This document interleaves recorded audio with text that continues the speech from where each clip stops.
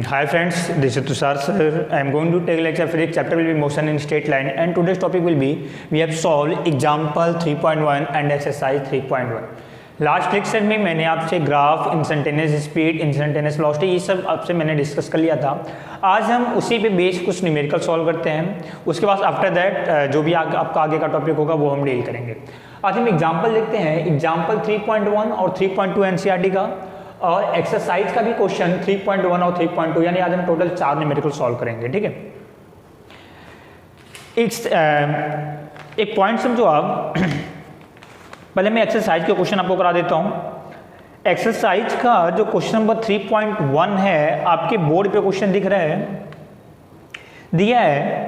मैं एक बार question read करता हूं। हिंदी मीडियम में भी क्वेश्चन आपके बोर्ड पे है, इंग्लिश मीडियम में भी क्वेश्चन आपके बोर्ड पर है। अब एक बार क्वेश्चन को देख लो, और अगर ऐसा हो तो आप वीडियो को पॉज करके आप क्वेश्चन को राइट डाउन कर लो। ठीक है, क्वेश्चन आपके बोर्ड पे हिंदी इंग्लिश दोनों मीडियम में दिया है। In which of the following example of motion can the body consider approximately point object. ठीक है, अब मेरी बात सुनो आप। क्वेश्चन में दिया है कि in which of the following example of motion can the body consider approximately point object. Hindi में जितने भी एग्जाम्पल यहाँ पे दिए हैं, इसमें से कौन से एग्जाम्पल में जो वस्तु है वह एक बिंदु वस्तु की तरीके से बिहेव करेगा। पॉइंट ऑब्जेक्ट की तरीके से बिहेव करना, बिंदु पॉइंट ऑब्जेक्ट की हिंदी होती है बिंदु वस्तु के तरीके से बिहेव करना। अब सबसे पहले क्वेश्चन ये आता है कि what is the point object. तो पॉइंट ऑब्जेक्ट होता क्या है, मैंने यहाँ पे लिखा है, एक बार डिफिनेशन आप एक बार देखो। Point object बिंदु वस्तु, if the size of the object is very less than the path of the motion, then we can say that the object is point object. अगर जो भी ऑब्जेक्ट आपका मोशन कर रहा है, अगर उस ऑब्जेक्ट की साइज वह जिस पाथ पर मोशन कर रहा है अगर उसकी साइज से काफ़ी छोटी है, काफ़ी स्मॉल है, तो आप बोल सकते हो कि वो ऑब्जेक्ट क्या है, एक बिंदु ऑब्जेक्ट है, एक बिंदु वस्तु है। यानी यदि वस्तु का आकार गतिपथ के आकार से काफ़ी छोटा हो, गतिपथ मतलब क्या हुआ कि जिस पाथ पर वो गति कर रहा है, तो उस वस्तु को हम क्या बोलेंगे, बिंदु वस्तु। एक छोटा सा एग्जांपल लेके समझाया है। मान लो कि यहाँ पर आपके पास एक डस्ट का पार्टिकल है, एक धूल का कण है, धूल का कण। वह पार्टिकल आपका एक 5 मीटर के रेडियस पर सर्कुलर पाथ पर आपका ऐसा घूम रहा है। वह पार्टिकल जो आपका है वह 5 मीटर के रेडियस पर सर्कुलर पाथ पर आपका ऐसा घूम रहा है। ये बताओ, ये जो पार्टिकल है ये इसका गतिपथ कौन सा होगा, इसका पाथ कौन सा होगा, ये बताओ। पाथ तो ये है, ये बताओ, ये पाथ के कंपैरिजन में इसकी साइज काफी छोटी है ना। ये बताइए डस्ट पार्टिकल कितना होता है, एकदम काफी छोटा सा, एकदम वेरी स्मॉल। तो अगर उस पार्टिकल की साइज उसके पाथ के साइज के कंपैरिजन में काफी छोटी है, तो इसका मतलब क्या हुआ, ये ऑब्जेक्ट क्या हो जाएगा, ये एक पॉइंट ऑब्जेक्ट आपका हो जाएगा। क्लियर। अब जैसे मैं आपको बोलता हूं कि यहां पर एक पर्सन है, ये पर्सन 1 मीटर के रेडियस पर आपका ऐसा घूम रहा है। मान लो मैं 1 मीटर आपका सेंटर से, यहां से 1 मीटर, मैं एक रेडियस के पाथ पर मैं आपका ऐसा घूम रहा हूं। ये तो क्या मैं पॉइंट ऑब्जेक्ट हूं, क्या मैं बिंदु वस्तु हूं? नहीं हूं, आप पॉइंट ऑब्जेक्ट नहीं हो, क्योंकि आपकी साइज के कंपैरिजन में ये साइज छोटी नहीं है, नियर अबाउट बराबर ही है ना। आपके साइज के ये 1 मीटर ही है, यानी कि आप 1 मीटर पर ही घूम रहे हो, तो यानी कि यहां पर ये पॉइंट ऑब्जेक्ट आपका, बिंदु वस्तु आपका, ये यहां पर नहीं है। समझ आपको आ गया? पॉइंट ऑब्जेक्ट का मतलब क्या हुआ कि जो उसकी साइज है वह जिस पाथ पर वो मोशन कर रहा है उसकी साइज के कंपैरिजन में काफी छोटी हो। अगर ऐसा है तो क्या बोलोगे आप कि कौन सा ऑब्जेक्ट होगा, वो पॉइंट ऑब्जेक्ट होगा। चलो इसको मैं रफ करता हूं, अभी मैं एग्जाम्पल पे आता हूं।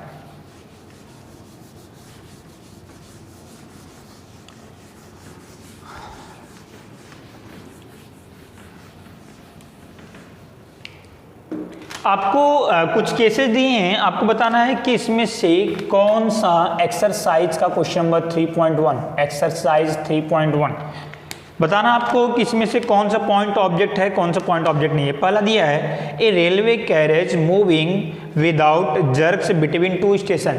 रेलवे का जो बोगी है, यानी कि जो रेलवे जो कैरेज है वह एक स्टेशन से दूसरे स्टेशन की तरफ गति कर रहा है।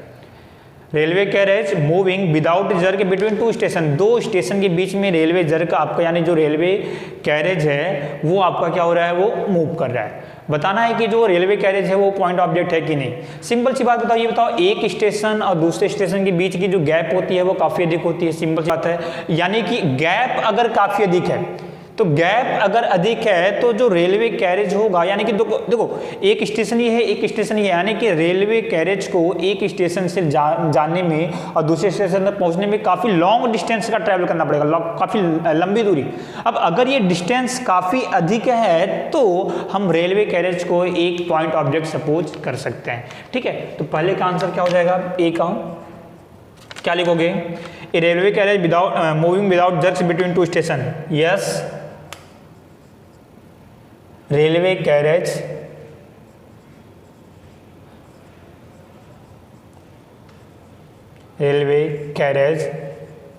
behave as a point object. Hindi में क्या लिखोगे, यस रेलवे कैरेज जो होगा वह एक बिंदु वस्तु की तरीके से काम करेगा, उसको आप बिंदु वस्तु आप उसको सपोज कर सकते हो। क्लियर, चलो दूसरा दिया है, बी पर आते हैं। बी हमारा दिया है कि a monkey sitting on top of a man cycling smoothly on a circular track. एक बंदर है, एक पर्सन है, वो साइकिलिंग कर रहा है। ऐसा एक पर्सन है,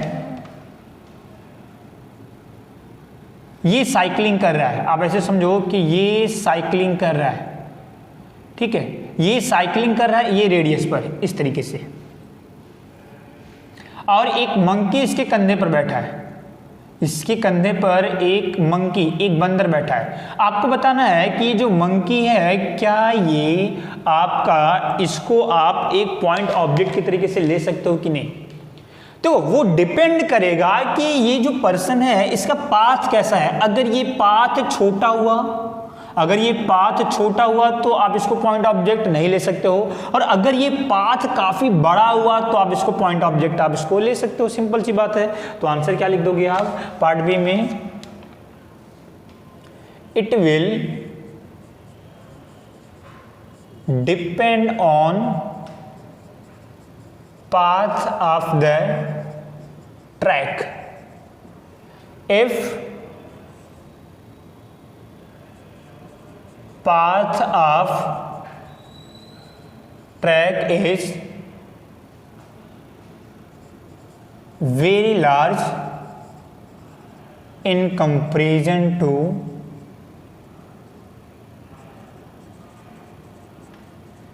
monkey, यानी कि अगर जो पाथ है वो मंकी कंपेरिजन में काफी अधिक है तो then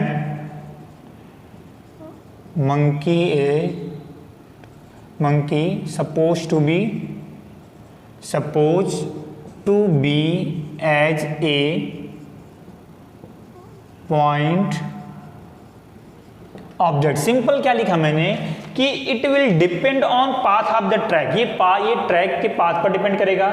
if path of track is very large in comparison to monkey, यानी यदि ये जो पाथ है ये मंकी के कंपेरिजन में काफी बड़ा है, काफी अधिक है, तो हम मंकी को क्या कर सकते हैं, हम उसको एक पॉइंट ऑब्जेक्ट ले सकते हैं। तो अगर ये बताओ, अगर इसके साइज के कंपेरिजन में ये पाथ काफी बड़ा है तो मंकी क्या पे किस तरीके से हो जाएगा, as a point object. Hindi में क्या लिखोगे, यदि गति का पाथ जो है आदमी या तो लड़का जिस पाथ पर साइकिलिंग कर रहा है, अगर उसकी पथ की दूरी बंदर के साइज से काफी अधिक है तो हम बंदर को बिंदु वस्तु ले सकते हैं। ठीक है, वही मैंने यहाँ पे लिखा है। ठीक है, पार्ट सी देखते हैं। हिंदी वाले स्टूडेंट जो है वो लिखते रहना बीच में। पार्ट सी देखो दिया है, a spinning cricket ball turn sharply on hitting the ground. जब भी कोई स्पिन बॉल होती है, जब भी स्पिन बॉल जब ग्राउंड को हिट करती है तो हिट करने के बाद से टर्न करती है, तो क्या वो पॉइंट ऑब्जेक्ट है। ये बताओ बॉल अगर जमीन पर हिट करती है, हिट करने के बाद से वो टर्न करती है, बताओ बॉल भी टर्न करेगी तो कितना टर्न करेगी? थोड़ा सा ही तो टर्न करती है ना। जैसे बॉल यहाँ पे गिरी तो टर्न कहाँ पे? इधर। ये बताओ तो पाथ कितना कवर हुआ? इतना ही तो पाथ कवर हुआ ना। ये बताओ तो बॉल के कंपैरिजन में ये जो पाथ है क्या ये काफी अधिक है? नहीं। बॉल की साइज के कंपैरिजन में उसका जो टर्निंग जो पाथ है वो क्या वो काफी अधिक है? नहीं, काफी अधिक नहीं है। तो हम क्या बॉल को पॉइंट ऑब्जेक्ट लेंगे? नहीं लेंगे, यानी कि बॉल जो है पॉइंट ऑब्जेक्ट आपका नहीं है। तो लिख सकते हो, क्या लिखोगे? नो बॉल इज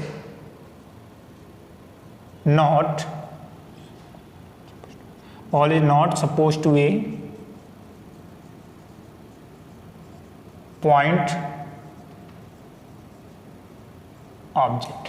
बॉल को हम पॉइंट ऑब्जेक्ट नहीं लेंगे। चलो चौथा क्या दिया है? फोर्थ देखो, दिया है कि ए टम्बलिंग बेकर, टम्बलिंग मतलब कि लुढ़कता हुआ, a tumbling beaker that has slipped off the edge of the table, यानी कि एक बीकर है वह टेबल का जो एज होता है यानी किनारा, वहां से वो नीचे गिर जाता है।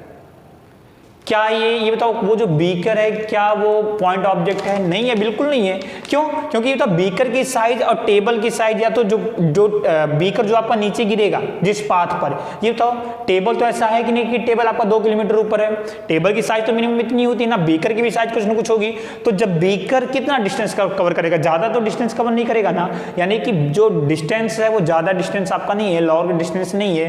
तो जो बीकर होगा उसको हम पॉइंट ऑब्जेक्ट हम नहीं लेंगे। तो यहां पे डी क्या लिखोगे? नो, लिख देना आप beaker is not suppose to a point object. Same, beaker एक बिंदु वस्तु हमारा नहीं है। तो ये हमारा क्वेश्चन हुआ, क्वेश्चन नंबर 3.1। हिंदी में इनके स्टूडेंट साथ में लिखते रहना, ठीक है। ये आपका हो गया क्वेश्चन नंबर 3.1। चल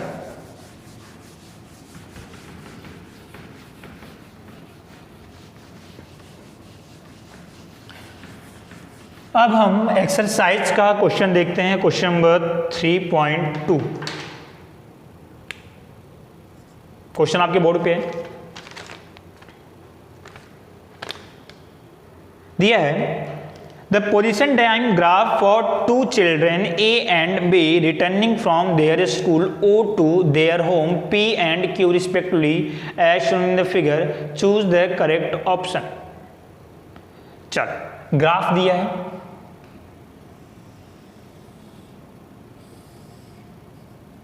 ये है टाइम, ये है एक्स, एक्स मतलब पोजीशन,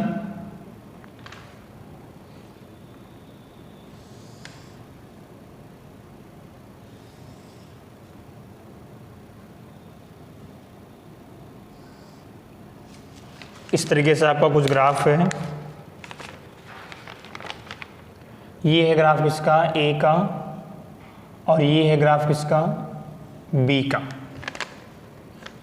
ये पॉइंट दिया है आपका Q, और ये पॉइंट आपका दिया है P, और ये पॉइंट है आपका O। चल ये ग्राफ आपका दिया, ग्राफ किसके किसके बीच में दिया है? X और T के बीच में, पोजीशन और टाइम के बीच में ये रेफरेंस पॉइंट है O। अब क्वेश्चन अब देखो दिया है, position time graph for 2 children, 2 बच्चे हैं, उनके लिए पोजीशन टाइम का ग्राफ दिया है। A एंड B, A और B 2 स्टूडेंट्स हैं, returning from their school O to their home P and Q। अब वो दोनों स्टूडेंट्स क्या कर रहे हैं? वो O क्या है? उनका स्कूल है, और वो अपने घर पे जा रहे हैं। उनका होम कौन कौन सा है? P और Q, ऐसा क्वेश्चन में दिया है। सोल्यूशन है कि A जो एक स्टूडेंट है A और एक स्टूडेंट है B, A का होम कौन सा है? A का जो घर है वो कौन सा है? P है, और B का जो घर है वो कौन सा है? वो Q है। और स्कूल को हमने किससे लिया है? O से लिया है। स्कूल किससे लिया है? मैंने O से, ऐसा क्वेश्चन में दिया है। चूज द करेक्ट ऑप्शन, आपको बताना कौन सा ऑप्शन राइट होगा। पहला दिया है कि A/A/B lives closer to school than B, यानी कि A और B में कौन स्कूल के काफी नजदीक में है? Part A। चल ये बताओ, ये O क्या है? ये स्कूल है, ये P क्या है, ये A का घर है, ये होम है। ये भी क्या है, ये भी घर है। ये किसका घर है, ये A का घर है। ये किसका होम है, ये B का होम है। मुझे आप ये बताओ, स्कूल के, ये डिस्टेंस को रिप्रेजेंट करता है, तो स्कूल के नज़दीक में किसका घर है, ये बताओ। तो स्कूल के क्लोज में किसका घर है आपका, P का घर है, यानी P है। P किसका होम है, A का होम है। मतलब पार्ट A का आंसर क्या लिखोगे कि A is closer to school than B। समझ में आ गया, सिंपल है। A जो है वो B, A is closer to school than B। A जो है वो स्कूल के काफी नजदीक में है इन कंपेरिजन टू B। ठीक है, ये हो गया पार्ट A का आंसर। पार्ट B देखो, पार्ट B में दिया है A/B starts from the school earlier than B। A/B starts from the school earlier than B। A और B में से कौन पहले चलना स्टार्ट किया, कौन बाद में चलना स्टार्ट किया? देखो मेरी बात समझो, ये बताओ, ये A है। जब टाइम 0 था तो A ने चलना स्टार्ट कर दिया था। कुछ देर बाद, 1 सेकेंड, 2 सेकेंड, 3 सेकेंड, 4 सेकेंड, कुछ सेकेंड बाद फिर ये किसका ग्राफ है? ये आप 1 सेकेंड, 1 मिनट जो, ये आपका B का ग्राफ है। B को यहाँ पे मैं लिखता हूँ, कंफ्यूज हो गया। ये B का ग्राफ है, यानी कि कुछ सेकंड बाद फिर किसने चलना स्टार्ट किया? B ने। ये बताओ, तो सबसे पहले किसने चलना स्टार्ट किया? A ने। फिर किसने चलना स्टार्ट किया? B ने। ठीक है, तो ऑप्शन क्या लिखोगे? A starts from the school earlier than B, यानी कि A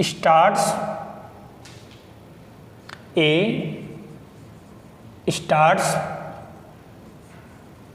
from school earlier than B।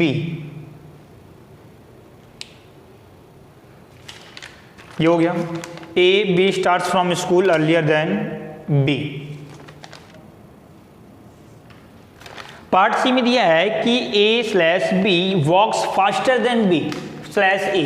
A और B में कौन ज्यादा तेजी से गति कर रहा है, कौन फास्टली मूव कर रहा है? सिंपल सी बात, मुझे ये बताओ, ग्राफ किसके बीच में दिया है? X और T के बीच में। तो X और T के बीच में ग्राफ का अगर आप स्लोप निकालते हो, आप उसका ढाल निकालते हो, आपको वेलोसिटी मिल जाएगी, तो स्लोप निकालो।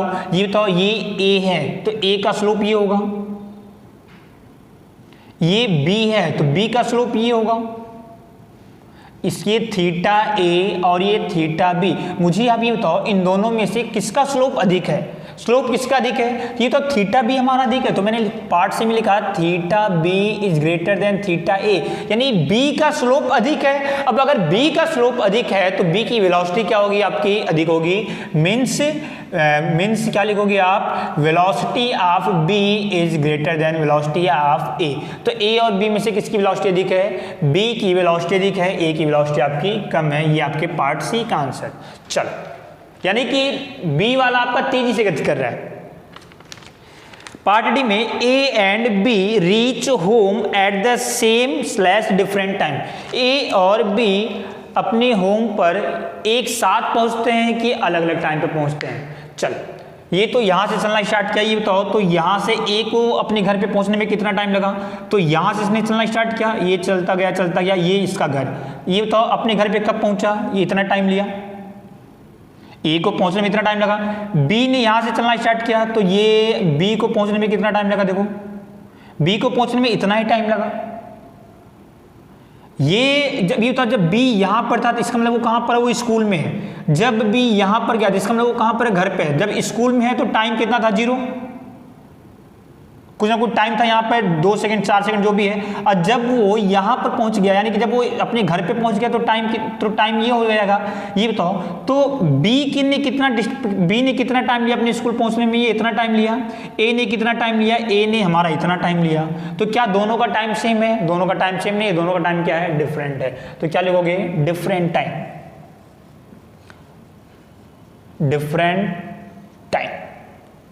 विभिन्न समय, अलग अलग समय। ई में पार्ट ई देखो, दिया है कि A/B overtake B/A on the road 1 और 2।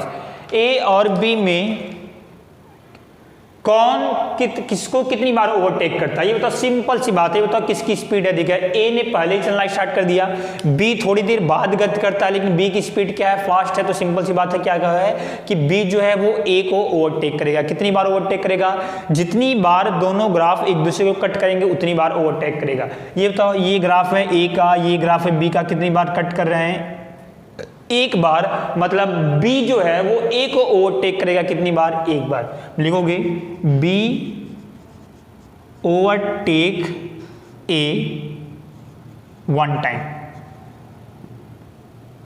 तो ये आपका ग्राफ, ये आपका आंसर हो गया क्वेश्चन नंबर 3.2 का। ओके, चलो अभी एग्जाम्पल करते हैं।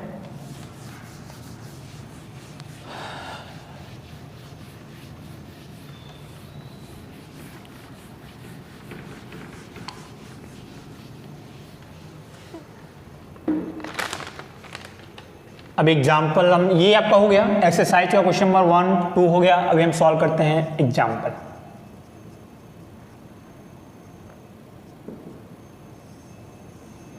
देखो एग्जाम्पल 3.1 में दिया है कि a car is moving along a straight line से ओपी इन फिगर 3.1। सबसे पहले क्वेश्चन में एक डायग्राम दिया है, मैं उस डायग्राम को यहां पे ड्रॉ कर देता हूं।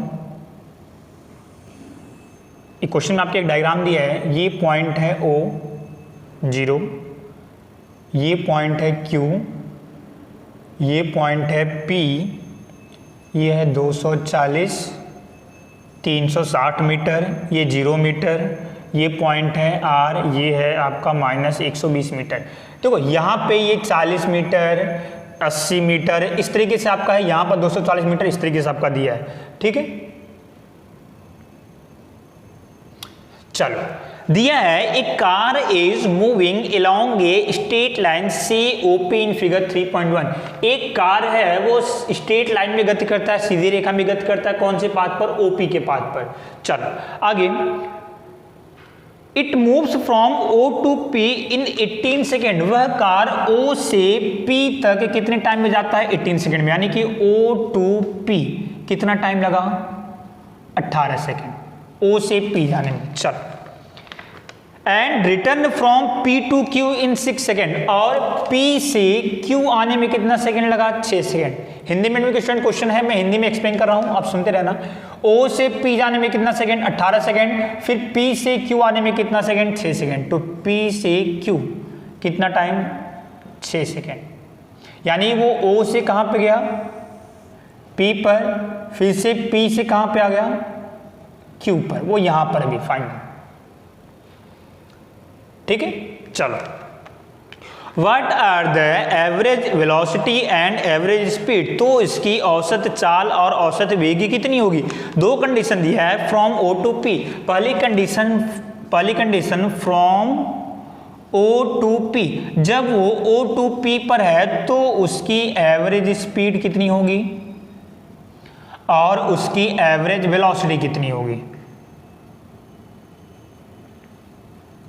औसत चाल और औसत वेग कितना होगा, ये आपका हो जाएगा क्या, औसत चाल, और ये आपका क्या हो जाएगा, औसत वेग। चलो, average speed from O to P। तो एवरेज स्पीड का formula total distance upon total time, कुल दूरी डिवाइडेड बाई कुल समय। एवरेज वेलोसिटी का formula total displacement upon total time, कुल विस्थापन बटे कुल समय। चल, तो average speed O to P, O से लेकर P तक। तो O पे जब था तो उसके पोजीशन कितनी थी, 0। जब वो P पर था तो पोजीशन कितनी थी, 360। ये था, तो इन दोनों के बीच का डिस्टेंस कितना, तो 360 माइनस 0। ये निकला आपका इन दोनों के बीच का distance divided by total time. तो O से P तक का टोटल टाइम कितना दिया हमारे पास, 18 सेकेंड।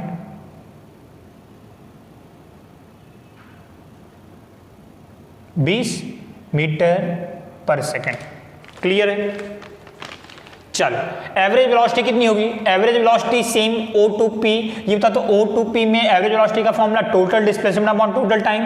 तो O से P के लिए डिस्प्लेसमेंट कितना, shortest distance between initial position and final position, प्रारंभिक बिंदु और अंतिम बिंदु के बीच की दूरी।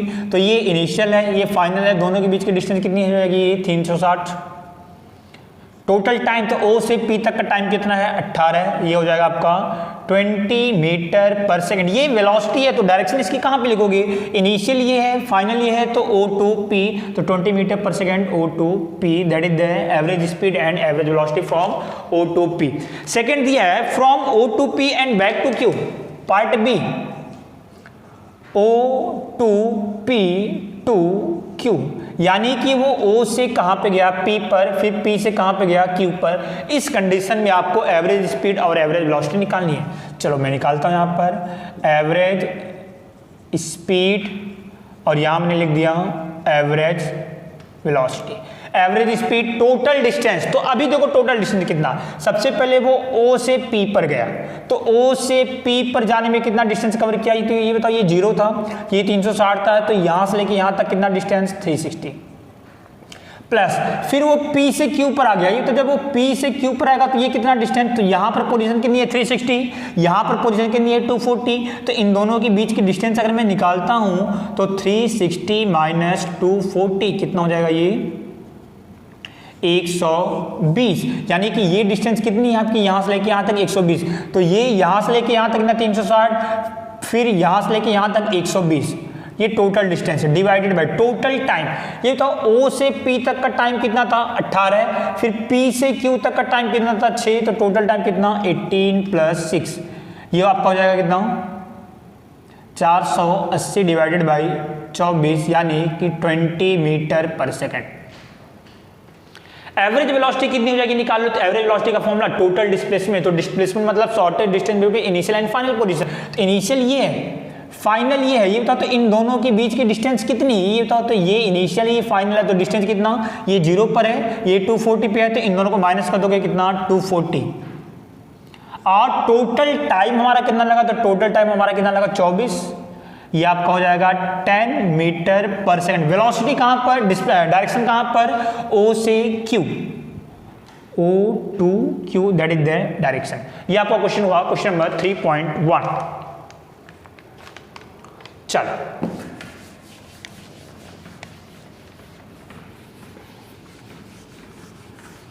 अब क्वेश्चन करते हैं question number 3.2।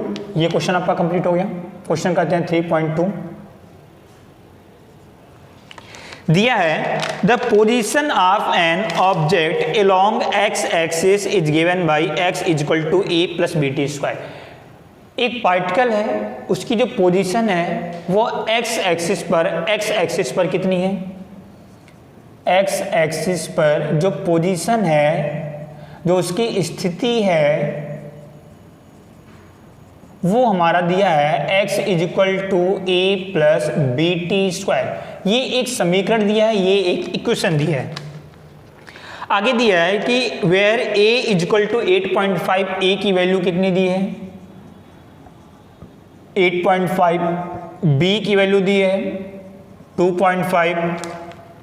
What is the velocity at t is equal to 0 second and t is equal to 2 second. तो हमें क्या बताना है, हमें वेलोसिटी बतानी है at t is equal to 0 second और t is equal to 2 second. t is equal to 0 second पे वेलोसिटी कितनी होगी और t is equal to 2 second पे वेलोसिटी कितनी होगी, ये हमें बताना है। सिंपल सी बात बताओ, बताया था मैंने आपको, ये आपका इक्वेशन x और t के बीच में दिया है, तो x और t के बीच में दिया है, आपको वेलोसिटी निकालनी है, तो xt से vt निकालने के लिए आप क्या करते हो, डिफरेंशिएट करते हो।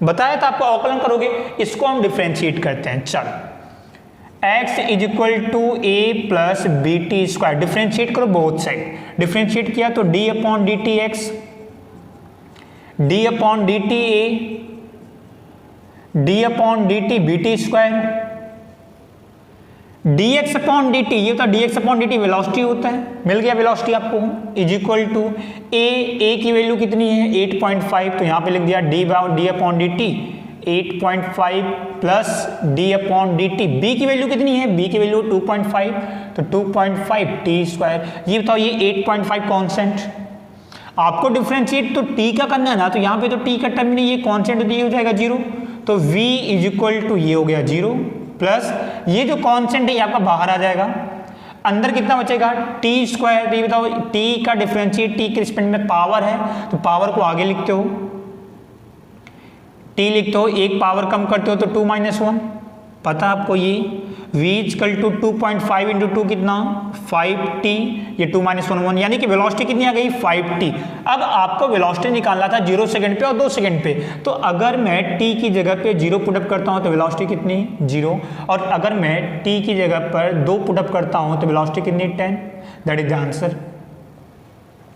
ओके, एक पार्ट और दिया आपका, एक पार्ट और दिया कि what is the average velocity between 2 second to 4 second. आपको एवरेज वेलोसिटी बतानी है, औसत वेग t equal to 2 second to t equal to 4 second. आपको एवरेज वेलोसिटी बतानी है 2 सेकेंड से 4 सेकेंड है। तो एवरेज वेलोसिटी का फॉर्मूला क्या होता है, एवरेज वेलोसिटी का अगर मैं फॉर्मूला लिखता हूं तो एवरेज वेलोसिटी का जो फॉर्मूला होगा वो आपका होगा डिस्प्लेसमेंट विस्थापन upon total time, total displacement upon total time. ये एवरेज वेलोसिटी औसत वेग का फॉर्मूला है। डिस्प्लेसमेंट का मतलब क्या हुआ, डिस्प्लेसमेंट का मतलब हुआ आपका फाइनल पोजीशन, अंतिम स्थिति माइनस इनिशियल पोजीशन,